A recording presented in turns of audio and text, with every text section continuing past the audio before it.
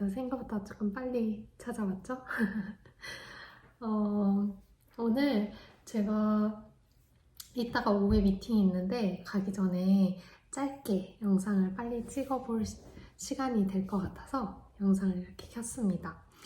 한 분께서 댓글을 달아주셨는데 그 시간관리 박사과정생들이 시간관리를 어떻게 하면 좋을지에 대해서 다뤄줬으면 좋겠다고 해서 한번 오늘 그거에 대해서 이야기를 나눠보려고 해요.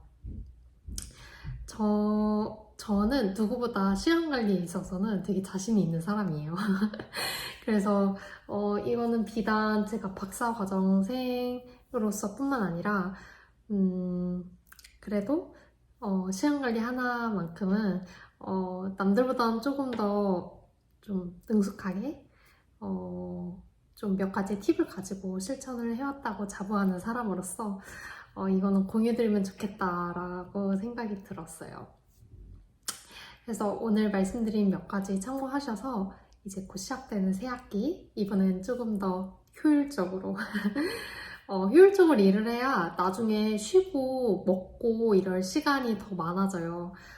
저도 특히 공부를 하다 보니까 내가 정해놓은 시간 안에 끝내야 나의 미타임을 찾기도 하고 제가 사랑하는 사람들하고 시간을 보낼 시간이 더 확보가 되더라고요. 그래서 그런 관점에서 꼭 내가 막 뭔가를 이렇게 효율적으로 끝내야 된다 이런 것뿐만 아니라 그냥 내가 이 주어진 유한한 이 시간을 어떻게 하면 더 의미 있게 보낼 수 있을까? 효율보다는 의미에 좀 초점을 두고 들어주셨으면 좋겠습니다. 우선 첫 번째로 제가 공유드리고 싶은 거는 도구를 활용하는 거예요. 구체적으로 말씀을 드리자면 저는 스케줄러를 꼭 사용을 해요. 제가 한 번 말씀을 드렸던 것 같은데 제가 사용하고 있는 이 스케줄러를 지금 벌써 12년째 쓰고 있어요. 20살 때 대외 활동을 같이 했던 오빠가 그냥 이렇게 같이 팀을 했던 사람들한테 선물을 이걸 쫙 했었어요. 그 당시에는 그게 아마 한 10,000원대였던 것 같은데 지금은 좀 아니다. 그때도 한 20,000원대였나? 근데 지금은 이게 46,000원 정도 하는 것 같은데 이 스케줄러 하나에 46,000원을 투자하는 게 저도 조금 매번 좀 고민이 돼요. 그렇지만 그거 가치를 뛰어넘는 저는 스케줄러라고 생각을 해요. 이름은 윈키아 플래너고요. 제가 서울 집에는 이게 저희 이 12권이 다 모아져 있어요. 11권이겠다. 왜냐면 제가 작년부터 이거를 태블릿 모드로 쓰고 있어요. 그래서 한 2만원대면 태블릿 모드로 구입을 하실 수 있고 이게 제 개인적인 이런 것들이 다 담겨 있어가지고 다 공개는 못하지만 예를 들어 이런 식이 보일까 모르겠네요. 여기 이제 좀 비어있는 페이지를 보여드리자면 이렇게 여기는 이제 주간 일정이 적혀있는 그런 페이지예요. 그래서 여기에 이제 새벽 5시부터 밤 12시까지 쭉 나와 있고요. 친구들이 되게 경악을 금치 못했는데 이 시간대별로 제가 이제 어떤 걸 해야 될지 체크를 할 수 있게 되고 이 부분은 이제 저의 투두 리스트들 내가 뭐 해야 되는 것들 그래서 이 옆에는 이제 제가 체크를 하면 되고요. 이 옆에는 이제 그냥 메모장이에요. 저는 교회에서 듣는 말씀 그런 거 일주일 동안 어떻게 살고 싶은지 목표들 아니면 제가 이 주 안에 끝내야 되는 것들 있잖아요. 은행 업무 봐야 되는 것들 주간 투두리스트들 여기에 적는다던가 그리고 여기에는 작게 보이실지 모르겠지만 작게 달력이 나와 있어서 이것도 되게 유용해요. 그리고 이거는 주간인데 제가 사실 이 윈키아 다이어리를 쓰는 이유는 따로 있어요. 이거를 사실 이런 포맷은 내가 이렇게 굿노트로 만들 수도 있고 이렇게 나와 있는 건 되게 많아요. 프랭클린 다이어리인가? 그런 것도 있고 근데 이 윈키아 다이어리의 핵심은 뭐냐 라고 한다면 이게 뭐 앞에서부터 보여드리자면 이제 저는 이제 한 주 시작할 때, 한 주가 아니라 한 해. 그러니까 그 연말부터 이제 한 해를 돌아보고 이제 그 다음 해를 준비하면서 나는 그 다음 해 어떻게 살고 싶은지에 대해서 이렇게 혼자서 시간을 가져요. 그래서 좀 되돌아보면서 감사 일기를 쓰고, 그리고 또 후회하는 점들, 그런 것들 좀 쓰고, 그러면서 이제 다가오는 한 해는 어떻게 보내고 싶은지에 대해서 이렇게 하나의 키워드를 적거든요. 근데 제가 올해는 행복한 2024년이에요. 그래서 네, 그 키워드를 저는 이렇게 적고 있고, 이거는 뭐 어디서나 볼 수 있는 그런 전년도, 그리고 그 다음 연도에 이제 뭐 그 달력, 그 다음 여기가 핵심 포인트예요. 라이프 플래너라고 해가지고 이제 쭉 활동지 같은 게 있어요. 제 거를 보여드릴 순 없지만 이것도 이제 되게 말이 안 나온다. 윈키아 이 플래너의 그 개발자들이 매번 이 피드백을 반영을 해서 조금씩 이게 구성이 달라지긴 해요. 근데 이제 좀 공통적으로 계속 반복되는 것들은 내가 내 중심에 있는 밸류들 있잖아요. 그것들을 한번 적어보고 이제 그 원을 중심으로 이제 퍼져나가는 것들, 뭐 여러 가지가 있잖아요. 뭐 우리 뭐 가족, 친구들 아니면 내 커리어 막 이런 되게 짜잘한 단어 중심을 이제 쭉 쓰는 것들이 있고, 그럼 이것들을 내가 어떻게 이제 디벨롭 시킬지, 그리고 또 여기서 나와 있는 것 중 하나가 우리가 목표라고 한다면, 뭐 예를 들어서 저는 박사과정생이잖아요? 그러면 박사학위를 따는 거, 이거 자체가 제 삶의 목표는 아니잖아요. 그리고 또 다른 관점에서 내가 내 삶을 구성하는 여러 서브 도메인들이 있잖아요. 나라는 존재를 놓고 봤을 때 그 인간관계가 있을 수 있고, 내 신체적인 건강, 정신적인 건강, 재산, wealth, 부, 이런 경제 관리, 그러니까 되게 여러 가지가 있잖아요. 그런 것들을 내가 어떻게 하면 저의 연구 관심사 중 하나인 flourishing, 그러니까 내가 어떻게 하면 이 삶의 밸런스를 유지하면서 플로리싱한 삶을 살 수 있을지에 대해서 이 서브 도메인별로 내가 구체적인 목표를 세우는 것들이 있어요. 그래서 뭐 커리어적으로 한다면 뭐 박사과정생들은 뭐 그런 게 있겠죠. 뭐 학술지 몇 회까지는 좀 현실적이진 않다. 언더 리뷰 포함해서 2회 이상 뭐 넣기, 뭐 추가하기, 뭐 아니면 학회 발표 1회 이상 하기, 뭐 이런 것들이 있겠죠. 뭐 펀딩 어플라이 해보기, 이런 것들이 있고, 뭐 육체적인 건강, 뭐 다이어트를 하고 싶은 사람들은 나는 2kg를 찔 거다, 뭐 뺄 거다, 뭐 이런 것들. 그래서 이 목표를 이루기 위해서 그럼 내가 액션 플랜이 무엇인지, 그러면 나는 이 목표를 이루기 위해서 하루에 3끼 꼭 챙겨 먹는다. 아침에 일어나서 꼭 스트레칭을 한다. 뭐 멘탈 헬스를 볼까요? 멘탈 헬스를 내가 플로리싱하게 살고 싶다. 그러면은 이 멘탈 헬스 뭐 자기 전에 명상 한 5분 한다. 아니면 밀린 일이 있어도 친구들과 시간을 보낸다. 뭐 이런 것들. 그래서 되게 구체적이고 되게 가이드라인이 잘 되어 있어요. 근데 제가 이거에 빠졌던 이유 중 하나가 되돌아보면 제가 이것들을 다 하고 있더라고요. 그러니까 물론 100%의 달성률은 아니에요. 그래서 더 좋아요. 내가 왜 이걸 달성을 못했지? 그러면서 옆에 이렇게 써볼 수 있는 란도 있고, 그래서 되게 목표를 제가 요즘에 읽고 다시 이제 읽어보려고 하는 책인데, 목적이 이끄는 삶.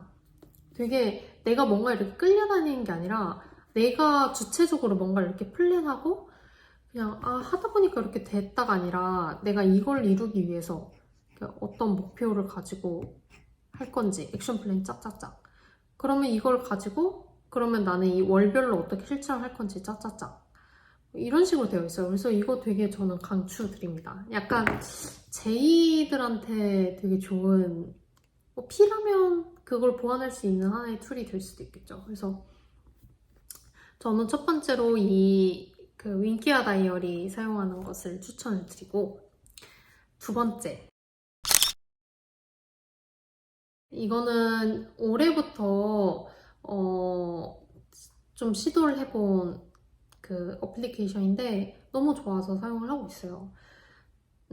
사실은 원래 이 윈키아에만 되게 의존을 하다가 아무래도 이게 편의성 때문에 이 어플리케이션을 사용하는 게 훨씬 좀 좋긴 하더라고요. 이렇게 어디서나 이렇게 볼 수 있고, 아무래도 제 이제 직업 특성상 계속 컴퓨터랑만 일을 하다 보니까 바로바로 이렇게 그 데스크탑에서 볼 수 있다는 장점이 있어요.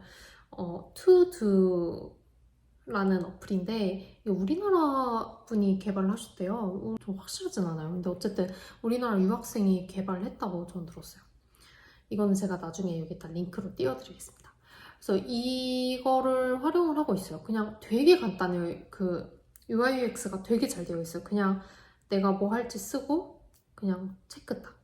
그냥 그렇게만 되어 있거든요. 그래서 아직까지는 이 두 개를 지금 병행을 하고 있는데 저도 하나의 고민이에요. 이걸 어떻게 이 윈키아랑 이 투두메이트를 어떻게 싱크로나이즈를 할지는 아직은 좀 고민 사항이 있습니다.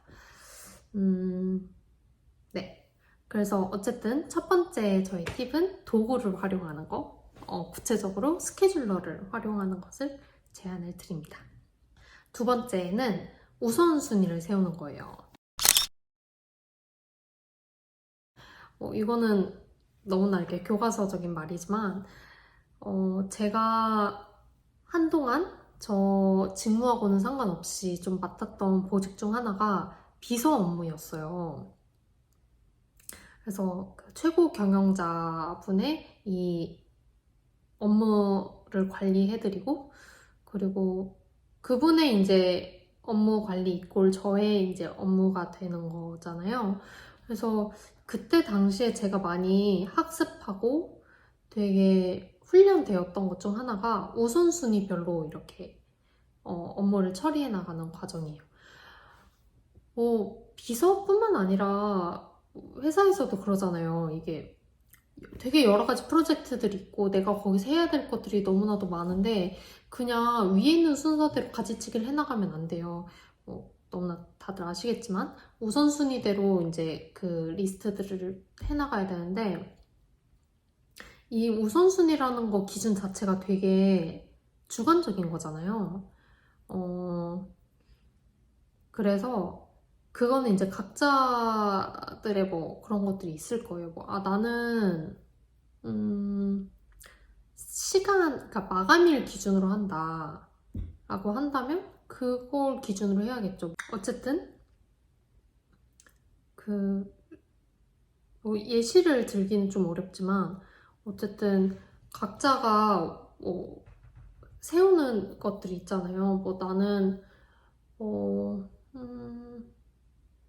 제가 했던 것 중에 이제 하나의 예시를 들어드리자면 이제 저는 제가 모시는 그 보스님의 그 외부 활동 혹은 아니면 이제 가장 이제 빨리빨리 처리해야 되는 결제 서류 그것들을 이제 가장 최우선 순위로 뒀어요. 그러고 나서 이제 나머지 것들 있잖아요. 서류 정리 아니면은 그러니까 당장 해야 하지 않아도 되는 것들은 이제 아래 단으로 놓고 이제 위에 것들부터 다 처리해 나간 다음에 시간이 빨리 남았을 때 그러니까 시간이 빨리 하고 나서 시간이 확보가 됐을 때 해야 되는 것들을 아래에 적어서 이제 그것들을 해 나갔던 것 같고 이게 그 박사 과정은 조금 덜 하기는 해요. 왜냐하면 회사에서는 이제 데일리 업무들도 있잖아요. 월요일마다 주간회의를 한다. 그러면 금요일날 회의록 작성해서 미리 내는 거, 간부회의 내는 거, 이런 것들이 쭉 있는데 아무래도 박사과정생들은 그나마 해봐야 멘토하고의 회의 준비, 미팅 준비, 아니면 매주 있는 것들 보고 준비, 이런 거 그렇게 많지는 않잖아요. 그래서 이제 이거는 본인들의 이제 급선무에 따라서 이제 체크리스트를 만들면 될 것 같아요. 그래서 프라이어리티가 뭔지를 중점으로 보고 그걸 해나가는 거. 너무 교과서적인 말이지만 생각보다 어렵습니다. 그리고 이게 나중에 말씀드릴 거지만 prioritize를 하는 게 되게 본인을 시험해보고 본인을 생각해보는 일이에요. 저의 경우를 이야기를 해보자면 저는 제가 되게 일 중심적인 사람이라고 생각을 물론 알고는 있었지만 되게 이렇게 부정했던 사람이었어요. 근데 저의 박사과정 1년차 때 그게 정말 블로우업 돼버렸던 일이었는데 너무나 그 업무 중심으로 제가 프라이어타이즈를 놓다 보니까 제 자신 돌보는 거 프라이어타이즈를 아예 정말 리스트로 놨어요. 아래 하위로 놨어요. 그러다 보니까 예를 들면 운동하기, 미타임 갖기, 식료품 사러 가기 예를 들면 이런 것들이 당연히 이제 우선이었죠. 그게 그 한 해를 설명하는 거예요. 그러니까 내가 뭐를 프라이어타이즈 했냐, 뭐가 나의 우선순위였냐가 내 한 해를 약간 설명하는 제 지금 성향을 돌아보면 정말 그냥 저다웠던 해였지만 그걸 저는 반면교사 삼아서 지금은 그렇게 하고 있지 않습니다. 약간의 사이드바로 지금의 이제 1년차 박사과정 분들에게 해주고 싶은 말은 너무 그 클래스를 쫓아가는 것에 대해서 프라이어타이즈를 안 두셔도 좋을 것 같아요. 이제 저는 이제 미국이 처음이고 조금 여러 가지 힘든 점들도 있고 이러다 보니까 그냥 그 한 주 한 주 이 클래스를 쳐내는 것에 되게 급급했던 것 같고 정말 그냥 하루하루 살아내는 그냥 생존에만 되게 급급했던 것 같아요. 근데 지금 똑같은 박사과정생이어도 그렇지 않은 친구들도 있더라고요. 되게 영화도 보러 가고 막 맛있는 것도 먹으러 가고 교회 사람들하고 시간도 많이 보내고 그런 친구들 보면 이렇게 뭔가 숨을 쉬고 있는 게 느껴져요. 그러니까 숨을 쉬면서 하는 느낌? 근데 저의 경우는 뭔가 그때도 말씀드렸다시피 장거리 달리기인데도 계속 단거리 달리기 페이스로 달리는 모습. 그러다 보니까 숨이 차 보이겠죠? 그래서 1년차 분들 당연히 이제 프라이어타이즈가 학교 스쿨이겠지만 그 안에서 너무 이게 99%로 둘 필요는 없는 것 같아요. 그냥 한 60% 정도로 두고 나머지 40%들은 이 60%를 더 잘할 수 있게 만드는 것들 있잖아요. 내 삶이 스쿨 이거 딱 하나만 아니니까 여러 가지 좀 다채롭게 채워보셨으면 좋겠습니다. 세 번째, 나만의 루틴을 만드는 거예요. 이것도 이제 제가 조금 자신할 수 있는 부분인데 저는 저만의 루틴을 되게 잘 만들고 그걸 되게 잘 하는 편이에요. 무슨 일 생겼다고 해서 이 루틴이 이렇게 쉽게 이렇게 뒤바뀌지 않고 이렇게 되게 많이 이 루틴에 지장이 생기더라도 조금 빠르게 되돌아오는 편인 것 같아요. 이게 뭐 장점이 될 때도 있고 단점이 될 때도 있는데 저는 아직까지는 장점으로 많이 승화시키고 있는 편이고 그나마 이제 삶의 여러 가지 것들을 겪으면서 이 루틴을 못할 때도 있구나. 이 루틴을 못해도 큰일이 일어나지 않는구나를 그냥 나이를 먹으면서 많이 배웠던 것 같고 장점의 측면으로 봐서는 저는 이 루틴이 저를 되게 많이 강하게 만들었고 그래도 정말 남들보다 짧은 시간에 많은 것들을 해올 수 있었던 이유는 이 루틴이 만들어주지 않았나 싶어요. 이 윙키와 다이어리가 이 루틴을 지키는 데 많이 도움이 되기도 했고 저의 석사과정 때를 돌아보면 출근하기 전에 2시간 전에 일어나서 꼭 이 논문을 쓴다든지 아니면 공부를 한다든지 그때 제가 취미로 이제 베트남어를 배우고 있었는데 베트남어 자격증 공부를 한다든지 그런 것들을 했던 것 같아요. 그래서 박사 과정이 이제 제가 9 to 6, 8 to 5 이 정도의 업무를 하다가 비서로 왔잖아요. 아니 비서가 아니라 이 박사 과정으로 왔잖아요. 어떤 느낌이냐면 이 이것도 나중에 다뤄보고 싶은데 되게 이 펜스들이 되게 없어지는 느낌이에요. 되게 뭔가 이렇게 갖춰져야 되는데 갖춰지지가 않는 그래서 조금 당황스러웠어요. 나는 아침에 일어나서 가야 되는 회사가 있어야 되고 그 안에서 내가 뭔가 이렇게 업무를 해야 될 것들이 있는데 이것들을 내가 온전히 다 내가 매니지를 해야 되다 보니까 조금 두려움도 있었던 것 같고 이 루틴이 이렇게 흔들리니까 근데 이제 뭐 계속 해왔기 때문에 저는 이제 저만의 루틴을 되찾았죠. 아침형 인간이 있고 밤형 인간이 있듯이 나는 아침에 일어나서 꼭뭐 논문 한 편씩을 읽고 나서 메일 체크를 하고 그 다음에 이제 오늘 해야 할 일을 정리를 하고 그 다음에 이제 그 프라이어티에 따라서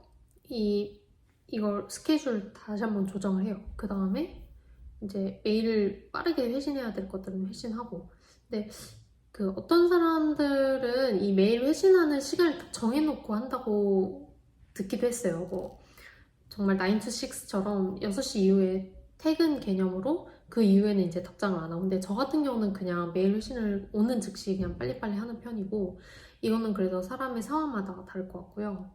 이제 저는 저녁 식사하고 나서는 집중력이 되게 많이 떨어지는 편이에요. 그래서 아침에 조금 집중해서 해야 되는 것들 있잖아요.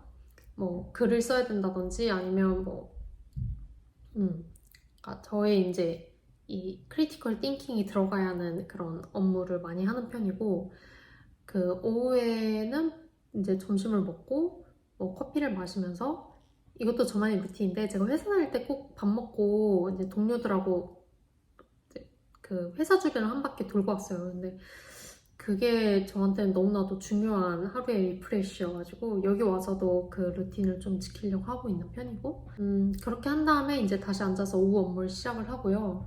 되게 어려운 것 중 하나가 회사에서는 조금 그 다음 회의도 있고 뭐 아니면 물을 뜨러 이제 정수기로 가기도 하고 화장실 갔다도 하고 그러는데 그 여기 혼자 앉아서 이렇게 일을 하다 보면은 뭔가에 특히 이렇게 집중하고 있으면 이렇게 일어날 시간이 없어요. 그러다 보니까 허리 건강도 되게 안 좋아지고 물도 되게 많이 안 마시게 되고 그래서 건강적인 측면에서는 제가 1, 2년 차 때 많이 했던 것 중 하나가 그냥 이 유튜브 틀어놓고 그 스터디 하는 유튜버에 막 50분 집중하고 10분 일어나서 쉬는 시간 갔다가 또 50분 뭐 이런 게 있어요. 그래서 그걸 틀어놓고 할 때도 있었던 것 같아요.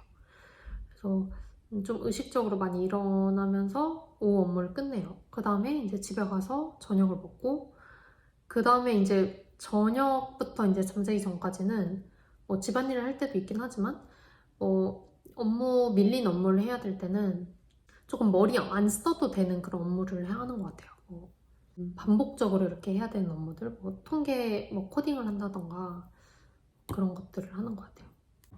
네. 사실 원래 이렇게까지 길어질 줄 몰랐는데 하나씩 말씀드리다 보니까 이렇게 길어져 버렸네요. 그래서 오늘은 박사과정생이 어떻게 이 시간을 효율적으로 활용할 수 있을지 몇 가지 팁에 대해서 다뤄보았는데요. 혹시 제가 말씀드린 거 외에도 좋은 팁들이 있다면 댓글로 많이 남겨주시고 서로 함께 공유하는 시간이 되었으면 좋겠습니다. 아까 말씀드렸다시피 나중에 이 박사과정 갑자기 이렇게 방생된 박사과정 어떤 이런 두려움과 이걸 어떻게 하면 헤쳐나갈 수 있었는지에 대해서 다시 한번 또 다뤄보도록 하겠습니다. 그럼 여러분 오늘 하루도 고생하셨고 이제 새학기가 시작되잖아요. 우리 다 같이 쫄지 말고 그냥 하루하루 감사하면서